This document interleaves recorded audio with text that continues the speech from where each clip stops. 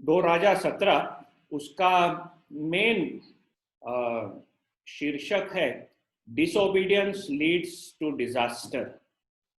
आज्ञा का उल्लंघन करना वो विपत्ति की ओर हमें ले जाता है। तो ये हमें हमेशा याद रखना है कि आज्ञा का उल्लंघन करने से विपत्ति होती है। 2 किंग्स 17 ये होशियार तब उस समय राजा था और उस समय के बारे में ये बताया गया है।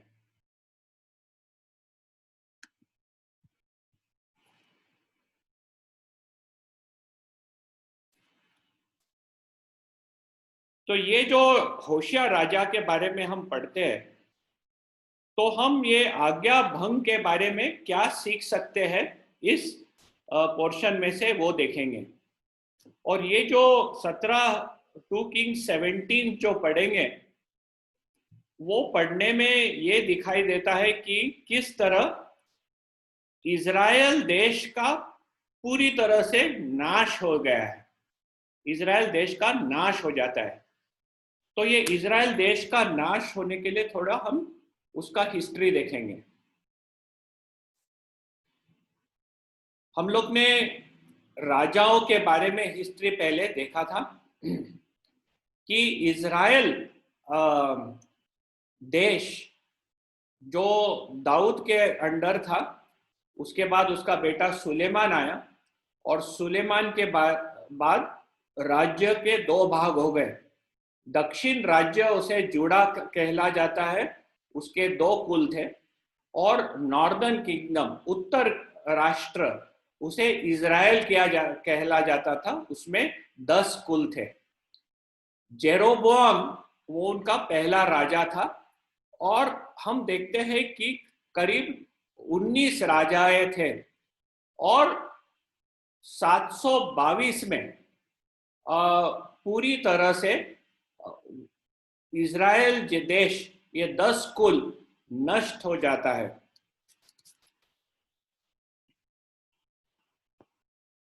ये हर एक राजाओं के बारे में हमने सीखा था, जेरोबोआम, नादाब, बाशा, ओमरी, आहाब, जेहू, हर एक के बारे में हम लोग हमारे बाइबल स्टडीज में कवर किए थे। और अब आ गया है होशिया जो आखिरी का राजा था और उसके समय में ये राष्ट्र का उत्तर राष्ट्र का पूरी तरह से नष्ट हो जाता है। और ये नष्ट होने का कारण हम देखते हैं कि आज्ञा का उल्लंघन जो इजराइल राष्ट्र ने किया था।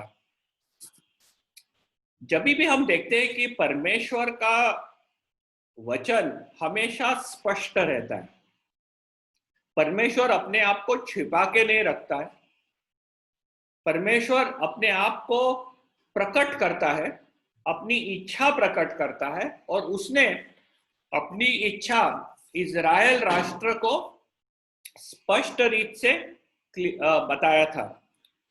लेकिन हम देखते हैं कि हमारे जीवन में भी काफी समय परमेश्वर का वचन स्पष्ट रहता है, लेकिन हम ये देखते हैं कि उसको नाकारने से हमारे जीवन में कोई परिणाम नहीं होता है। परमेश्वर के वचन को हम सीरियसली न माने, उसको तोड़े, उसका जो परिणाम है वो हमारे जीवन में हम इमीडिएटली नहीं देखते। तो हमें ऐसा लगता है कि क्या परमेश्वर इसका अनदेखी करता है क्या? हमारे जो आज्ञा भंग है उसका वो अनदेखी करता है क्या? इतिहास ये बताता है, इजराइल का इतिहास, कि ये जो पूरा समय है, ये ब्लू लाइन, वो 208 वर्ष का था।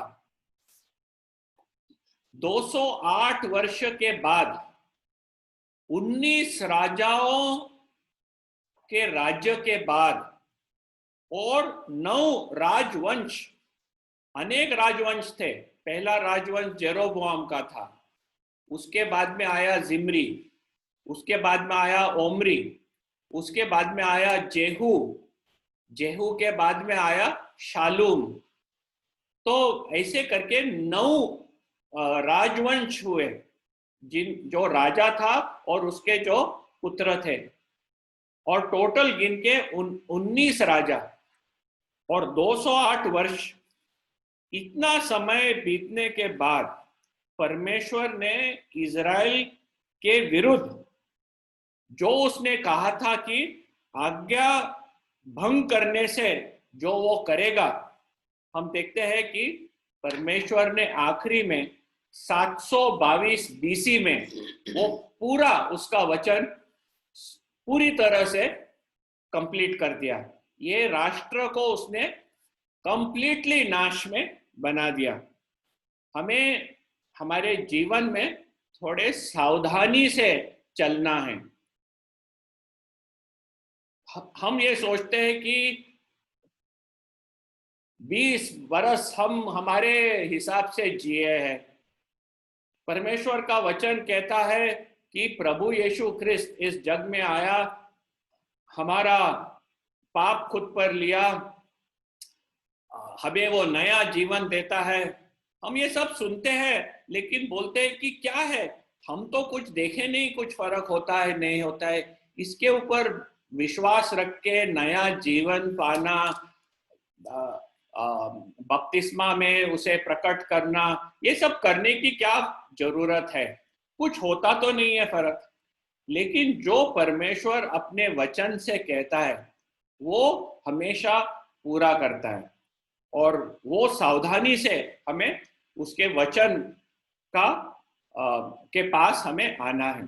तो 3 चीज दिखेंगे आज हम इस पोर्शन में से। एक तो आज्ञा भंग यानी परमेश्वर के स्पष्ट अनुदेश को तोड़ना। आज्ञा भंग यानी परमेश्वर के स्पष्ट अनुदेश को तोड़ना। दूसरा हम देखेंगे कि आज्ञा भंग यानी सुधार को अस्वीकार करना। आज्ञा भंग यानी परमेश्वर के जो हमें सुधार वो करने के लिए बोलता है उसे हम अस्वीकारते हैं। और तीसरा हम देखेंगे कि आज्ञा भंग हमेशा परमेश्वर दंडित करता है, अंतिम में वो दंडित करता ही है, बचते नहीं कोई। तो पहला देखेंगे कि आज्ञा भंग यानी स्पष्ट अनुदेश को तोड़ना। पहला और दूसरा वचन 2 राजा 17 अध्याय पहले 2 वचन में ऐसा लिखा है कि होशिया he did evil what was evil in the sight of the Lord। परमेश्वर के दृष्टि में जो बुरा है वो होशिया ने किया। लेकिन इधर ये भी लिखा है कि yet not as the kings of Israel who were before him। परंतु जो इज़राइल के राजाओं के जो इज़राइल के राजा उसके पहले थे उनके बराबर की बुराई उसने नहीं की। होशिया राजा वो परमेश्वर की दृष्टि में जो बुरा है वो किया, यानी परमेश्वर ने बहुत स्पष्ट रीत से बताया था कि क्या करना है क्या नहीं करना है, और वो उसके स्पष्ट आदेशों को तोड़ ये सब राजाओं लोग ने तोड़े थे, और होशिया ने भी तोड़ा था। और ये आज्ञा भंग होशिया ने किया था। लेकिन वो उसके पहले जो राजा थे उनके जितना बुरा नहीं था। वो लोगों को जेरूसलम जाने के लिए रुकाता नहीं था। हम देखें कि जेरोबोआम ने, जो पहला राजा है इधर जेरोबोआम, वो लोगों को रुकाया था कि वे जेरूसलम न जाए, क्योंकि डर थी कि वो जेरूसलम जाए तो उनका हृदय दाऊद के घराने के पास चले जाएगा और उसका राज्य कमजोर हो जाएगा। तो इसलिए उसने लोगों को रुकावट दी थी कि कोई भी जेरूसलम के मंदिर में जाके नहीं वर्शिप करेगा। लेकिन होशिया ने ऐसी रिस्ट्रिक्शंस नहीं रखी थी। वो खुद बाल का वर्शिप नहीं करता था। लेकिन ये जो हुआ है 17 वचन में, ये कथा राजाओं के बारे में नहीं है, लेकिन इजराइल प्रजा के बारे में जो आज हम पढ़ने वाले हैं। ये सिर्फ राजा होशिया ने जो किया उसके लिए दंड नहीं हुआ, ये पूरा इजराइल का नष्ट होना, ये पूरी प्रजा वो किस तरह से करप्ट थी, बुरी हो गई थी, और उनके ऊपर परमेश्वर अपना दंड लाता है। तो ये हमें देखना है कि जजमेंट इज क्यूमुलेटिव। जो भी दंड आता है वो पूरे इस लोगों के इतिहास के लिए 722 में परमेश्वर अपना दंड चलाता है। तो हम देखेंगे कि इजराइल के लोगों ने, ये पूरे लोगों ने क्या किया था। तो 7वां वचन में हम पढ़ते हैं, दे सिन्ड अगेंस्ट द लॉर्ड। उन्होंने यहोवा के विरुद्ध पाप किया था। और ये यहोवा कौन था? जिसने उन्हें मिस्र देश में से अपने शक्तिशाली हाथ से निकाला था, आश्चर्यचकित काम करके उन्हें निकालकर कानान देश में लाया। इसके विरुद्ध इजराइल की प्रजा ने पाप की थी, उनके राजाओं लोग ने पाप किए थे। और परमेश्वर ने उन्हें स्पष्ट बताया था कि क्या करना है, नहीं करना है, लेकिन वो स्पष्ट चीजों के विरुद्ध चल रहे थे। क्या है वो हम देखेंगे। उन्होंने पराये देवताओं का भय किया, दे फियर्ड अदर गॉड्स। परमेश्वर ने बोला था कि वही परमेश्वर है, तुम दूसरे देवताओं को भय मत करो, क्योंकि परमेश्वर साढ़े पृथ्वी और स्वर्ग का बनाने वाला परमेश्वर है, वो पालनहार है। वो अपनी सामर्थ्य और शक्ति बताया था जब उन्हें मिस्र देश में से बुलाया, जो लाल समुद्र है उसको दुभागा, कानान देश में किस तरह उसने अपने शक्तिशाली हाथ से उन्हें बसाया था, कब्जा दिया था। और उन्हें कहा था कि इनके देवता, पराये देवताओं को मत भय करो। लेकिन इधर लिखा है कि इजराइल के लोग इस पराये देवताओं के भय में चलने के। 8वें वचन में लिखा है, they walked in the customs of the nations that God drove out before them. ये जो राष्ट्र परमेश्वर ने उनके सामने से निकाला था, जिनके ऊपर उनके पापों के लिए परमेश्वर ने न्याय दंड किया था और इजराइल को वापरा था वो न्याय उनके ऊपर चलाने के लिए, वही राष्ट्रों के जो रीत रिवाज है, उस रीत रिवाज के अनुसार इजराइल के देश चलने लगी। They walked in disobedience of the previous Israel kings। जो अपने राजाओं की चाल चलन थी उनके पहले, जो बुरा चाल चलन था, अविश्वास का चाल चलन, उस रीत से वो चलने लगे। फिर 9वें वचन में लिखा है that they secretly built high places।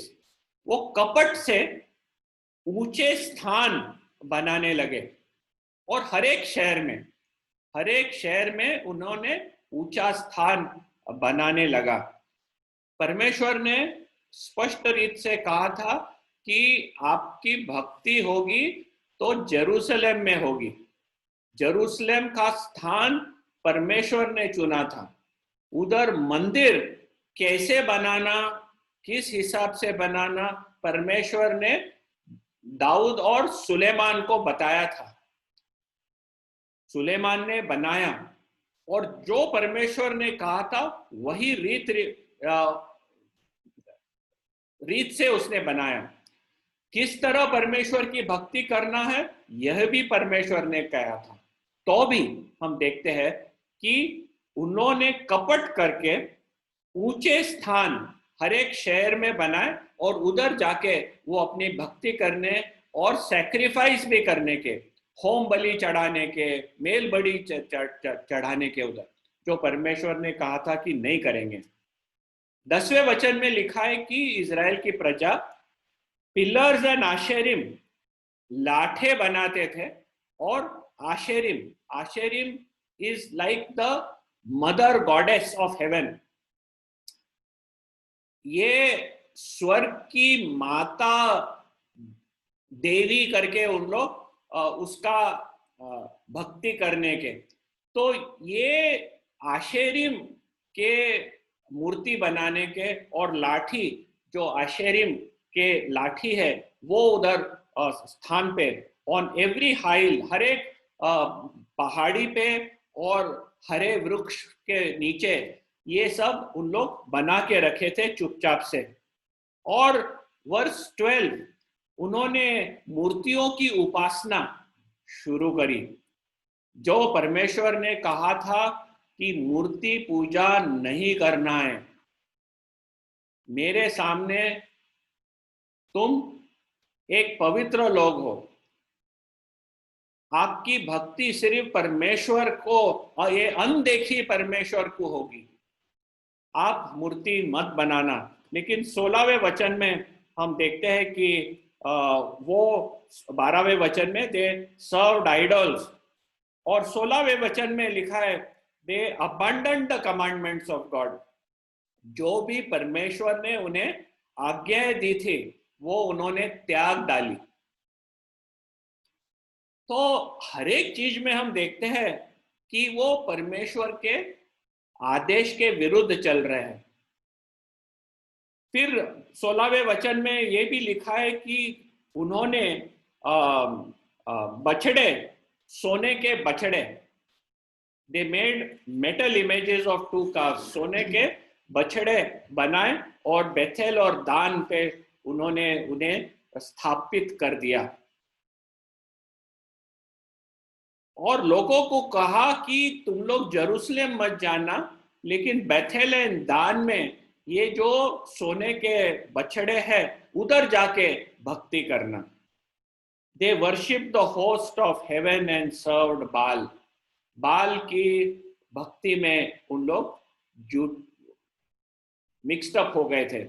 और 17वें वचन में ये जो भयानक चीज है कि उन्होंने अपने पुत्र, बेटे और बेटियों को आग में होम बलि करके चढ़ाने लगे। they burned their sons and daughters as offerings। ये उनके जो पड़ोसी राष्ट्र है और जो लोग राष्ट्रों को परमेश्वर ने कानान देश में से हटा दिया था उनके पापों के लिए, उन लोग ये करने के अपने जब भी उनकी कोई प्रार्थना थी, कोई कठिन परिस्थिति में जब वो गिरते थे तो वो अपने बेटे बेटियों को होम बलि करके आग में चलाने के। तो उनके पास से इन्होंने सीखा और ये देव और देवताओं के भय से उनको अपीस करने के लिए, उनको खुश करने के लिए अपने खुद के बेटे बेटियों को वो आग में होम बलि चलाने के। 17वें वचन में वो अपने भावी करने वाले और टोना चलाने वाले, जादू टोना करने वाले, उनके पास जाने लगे। Use divination and omens. आजकल क्रिश्चियन लोग भी मैं देखता हूं कि जादू टोना करने वालों के डर से उनके पास जाते हैं, तावीज खरीदते हैं, तावीज लगाते हैं, डर के मारे रहते हैं। परमेश्वर ने इजराइल को बोला था कि तुम ये भावी करने वालों से, जादू टोना करने वालों से बिल्कुल डरना मत। आपके इजराइल में ये बिल्कुल प्रैक्टिस नहीं करना है, क्योंकि मैं परमेश्वर हूं, मेरे भय में चलना। लेकिन लोग ऐसे जादू टोना करने वालों के भय में चल के उनके अधीन होने लगे। तो ये सब हम देखते हैं कि जो परमेश्वर ने उन्हें कहा था कि नहीं करना, ये आदेश उन्होंने तोड़ दिया। तो हम इसमें से देखते हैं कि very often we compromise with wrong things. हम लोग जो गलत चीजें हैं उनके साथ समझौता करते हैं। एंड क्यों समझौता करते हैं? क्योंकि हम देखते हैं कि हमारे पड़ोसी लोग हैं, जो हमारे देश के रहने वाले लोग हैं, जो सक्सेसफुल लोग हैं, उन लोग भी करते हैं। उन लोग ये सब करते हैं और बोलते हैं कि जरा जाओ, वो बाबा के पास चले जाओ, वो मंदिर में चले जाओ, ये मस्जिद में चले जाओ, आपको राहत मिलेगी। लोग करते हैं तो उन लोगों के रीत के अनुसार हम समझौता करते हैं और हमारा पूरा जीवन जो है वो भ्रष्ट हो जाता है, इट गेट्स करप्टेड। परमेश्वर के भय के अनुसार उसके ऊपर विश्वास रख के उसके भय के अनुसार चलने के बदले हम इस जग के भय के अनुसार चलने लग जाते हैं। परमेश्वर का भय हमें ज्ञान देता है, बुद्धि देता है। परमेश्वर का भय हमारे जीवन में शांति देता है, हमारे जीवन में आनंद देता है, हमारे जीवन में पवित्रता बनाता है। लेकिन इस जग के देव देवताओं के भय से जब हम चलते हैं तो हमारा जीवन एक सपड़ा जाता है, हमारे में डर पैदा होता है। हाँ, हम अंधकार में चले जाते हैं। तो हमें इस रीत से संभाल के रहना है और समझना है कि आज्ञा भंग यानी जो स्पष्ट अनुदेश परमेश्वर ने दिया है उसको तोड़ना। और हमें ये देखना है कि परमेश्वर का वचन हमारे नए जीवन के लिए बहुत स्पष्ट रीत से वो हमें बताता है कि क्या करना है, नहीं करना है। क्या हम उस रीत से चलते हैं? क्या हम इस महान परमेश्वर के ऊपर भरोसा रखते हैं? आगे चल के देखेंगे दूसरा कि ये जो आज्ञा भंग करना, जब हम आज्ञा भंग करते हैं तब परमेश्वर के सुधार को हम अस्वीकार कर देते हैं। आज्ञा भंग यानी परमेश्वर के सुधार को अस्वीकारना। 13वें वचन में लिखा है कि तो भी जब परमेश्वर ने भविष्यद्वक्ताओं और दर्शियों के द्वारा उन्हें चिताया था, परमेश्वर ने उन्हें छोड़ा नहीं, उन्होंने पाप किया। इधर लिखा है कि तो भी पाप करने के विरुद्ध तो भी परमेश्वर इज़राइल और जूडा के दोनों राष्ट्रों को भविष्यद्वक्ताओं के द्वारा और दर्शियों के द्वारा चिताया था। जब हम पाप करते हैं परमेश्वर हमें छोड़ता नहीं, वो चिताया करता। कैसे चिताता वो? कैसे वो वार्न करता? उसके वचन से हमें बताता है कि हम गलत कर रहे हैं।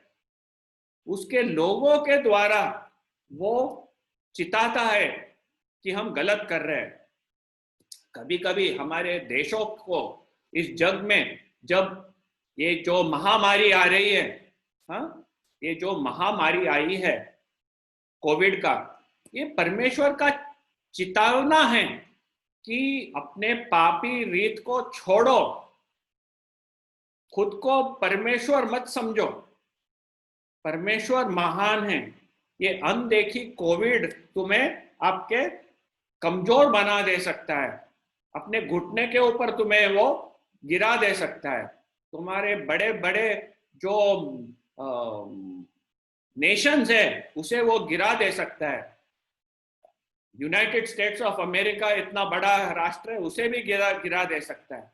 तो परमेश्वर अपनी चेतावनी अनेक रीत से हमें देता है, उसके वचन से, जो नेचर में जो हो रहा है उसके द्वारा, हमारे जीवन में जो अनेक चीज होते हैं उसके द्वारा वो चेतावनी देता है। क्या चेतावनी देता है? कि turn from your evil ways, अपने बुरी चाल चलन से तुम बदलो, हटो, वापस फिरो, एंड कीप द कमांडमेंट्स, जो मैंने व्यवस्था के अनुसार तुम्हें मेरे भविष्यवक्ताओं के द्वारा बताया है, उस रीत से चलो। ये 13वें वचन में हम देखते हैं कि परमेश्वर बोलता है कि वापस फिरो, गलत रीत से तुम वापस आ जाओ। लेकिन 14वें वचन में क्या लिखा है? परंतु, तो भी परमेश्वर उन्हें बुलाता है, लेकिन 14 वचन बताता है कि एक पापी हृदय कैसा कठोर रहता है। तो भी, परंतु, वर्स 14, परंतु वे उन्हें नहीं सुने, वो हठीले हो गए, जैसे उनके पुरसरों के समान वे भी हठीले हो गए। They became stubborn as their fathers, forefathers, और उन्होंने परमेश्वर यहोवा के ऊपर विश्वास नहीं किया। तो यह है इजराइल की कथा। परमेश्वर हमेशा भविष्यवक्ता भेजता था, नबी भेजता था, इतना करने के बाद तो भी वो नहीं सुने और वो हठीले हो गए, और जो उनके पुरसों के समान वो विश्वास नहीं किए परमेश्वर के ऊपर। 15वें वचन में बोलते हैं कि दे डिस्पाइज्ड हिज स्टैट्यूट्स, उन्होंने उसके विधियों को इजराइल के लोग ने तुच्छ समझा। परमेश्वर के विधियां जो उसने बताया था उसको उन लोग तुच्छ समझने लगे, और जो भी उसने चेतावनी दी उसे तुच्छ समझने लगे।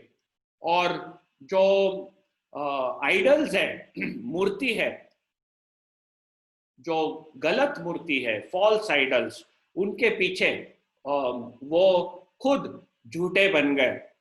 और जो नेशंस थे, जो राष्ट्र थे उनके आजू बाजू में, उनके हिसाब से वो चलने लगे। इसमें से हम देखते हैं कि जब जीवन में आज्ञा भंग करना हमारे में रहता है, तब हम चेतावनी, हम जो परमेश्वर की चेतावनी रहती सुधारने के लिए, उसे हम अस्वीकारते हमारे जीवन में। पाप तो हमेशा लोग करते हैं, पाप होता है, परमेश्वर के विरुद्ध पाप हो जाता है। लेकिन सबसे भयानक चीज क्या है कि पाप करने के बाद हम उसके चेतावनी को नहीं सुनते और उसे तुच्छ मानते हैं। ये बहुत भयानक चीज है।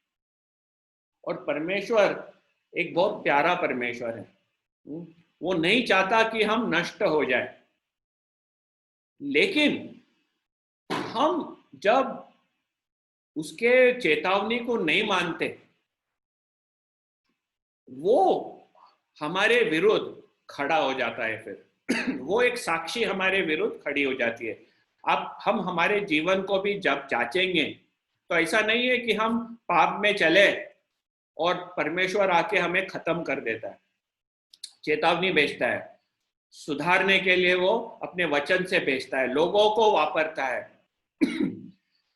पूरे जग में अनेक तरीके के वो महामारी, जैसे टिड्डियां, जैसे भूकंप, जैसे फ्लड्स जैसे भेजता है, ताकि हम हमारे बुरी रीत से वापस फिरे। आगे बढ़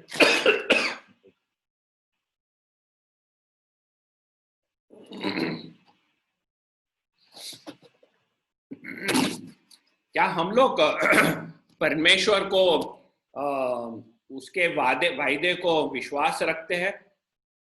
उसके चेतावनी के से हम डर के चलते हैं? क्या हम हमारे जीवन को सुधार लाते हैं कि हम लोग भी वो है जो आज्ञा भंग जैसे लोग हैं? तीसरा हम इजराइल के इसमें से देखेंगे कि आज्ञा भंग करना, आज्ञा भंग को परमेश्वर दंडित करता है, कहाँ भाग नहीं सकते, आज्ञा भंग को वो दंडित करता है। तीसरा वचन में देखते हैं कि इतिहास बताता है कि शाल्मानेसेर किंग ऑफ असीरिया, शाल्मानेसेर था असीरिया का राजा। ये हम लोग ने देखे थे शाल्मानेसेर के बारे में। ये जो लाल है ये असीरिया राज है, सबसे बड़ा और शक्तिमान राष्ट्र जो परमेश्वर ने इस जग में बताया था।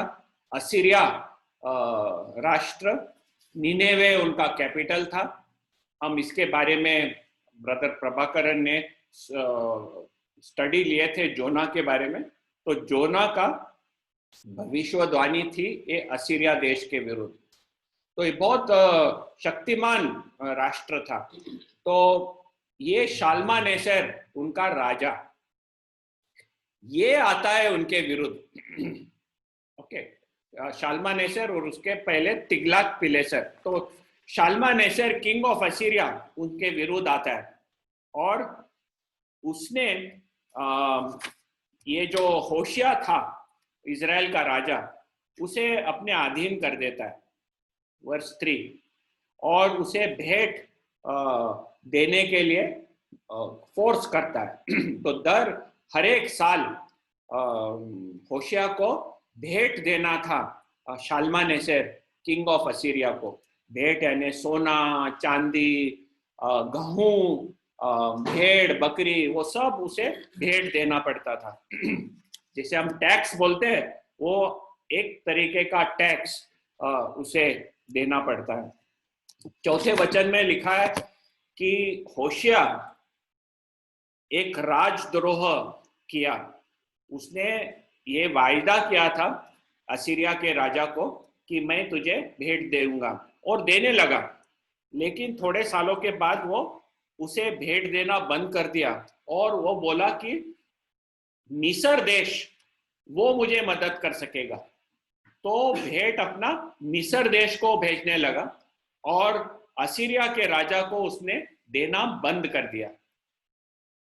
ये सब परमेश्वर होशिया के हृदय में डाल रहा था ताकि वो होशिया को पूरी तरह से असीरिया के राजा के हाथ में देके इस देश, इस राष्ट्र को नष्ट कर दे।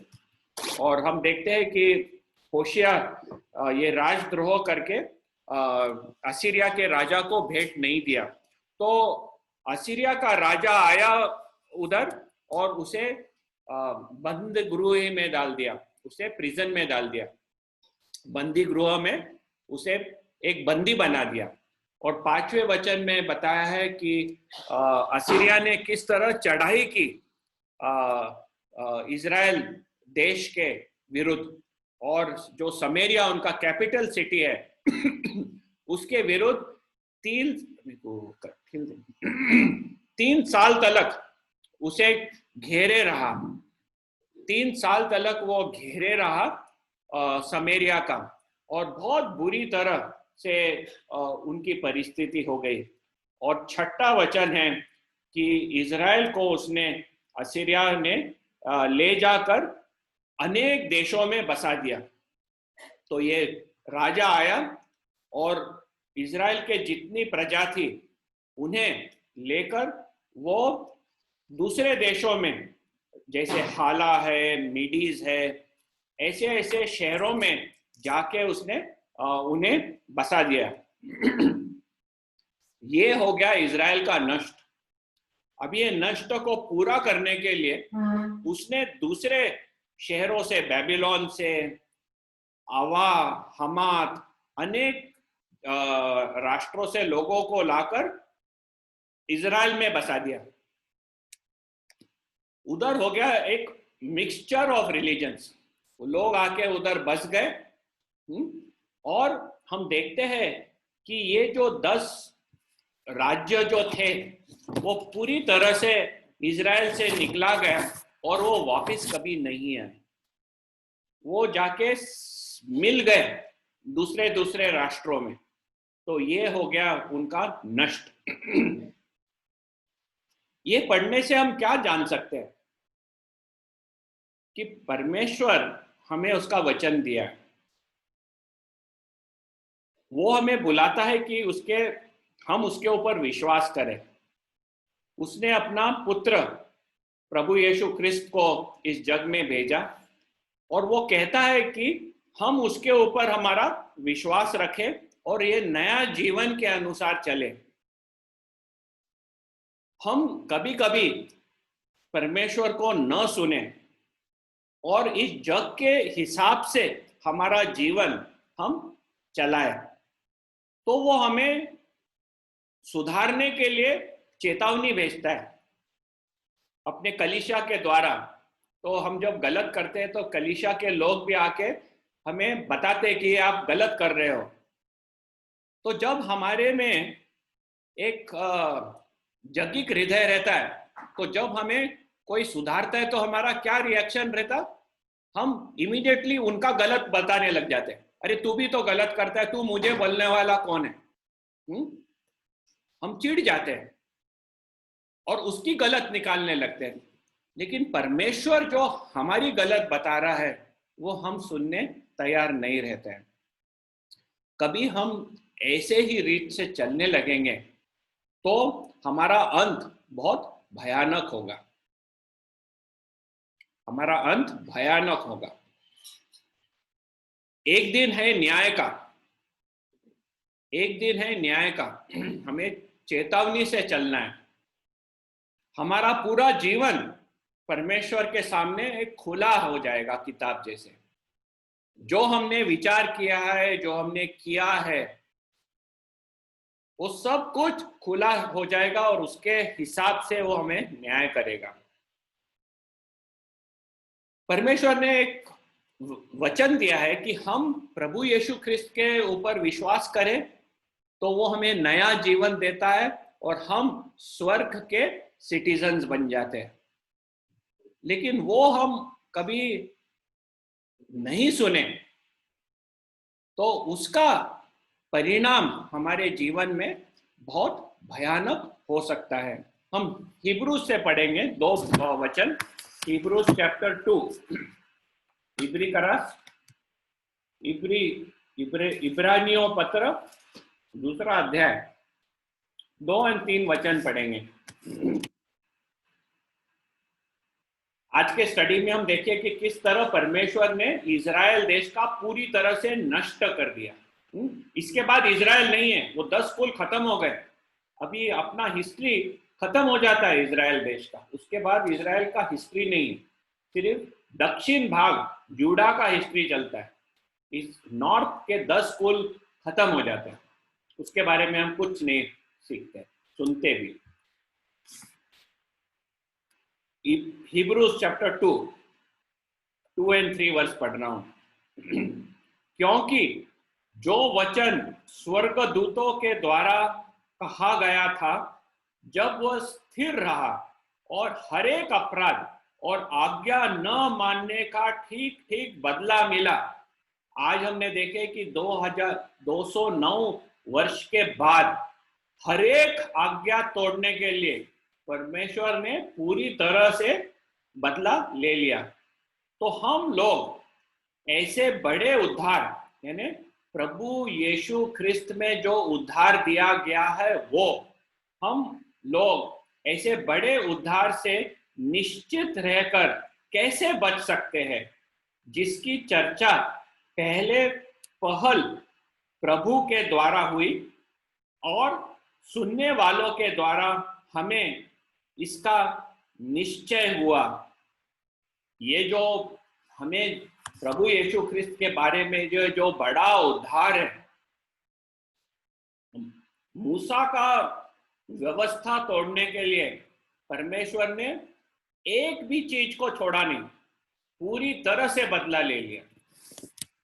और ये जो महान प्रभु यीशु ख्रिस्त में हमें उद्धार मिलता है, उसको हम नजरअंदाज कर देंगे तो उसका परिणाम कितना और भी भयानक हमारे पे हो सकता है। तो इस महान परमेश्वर का हमें याद रखना है कि जो वो कहता है वो करता है, और ये हमारा आने वाला परमेश्वर है।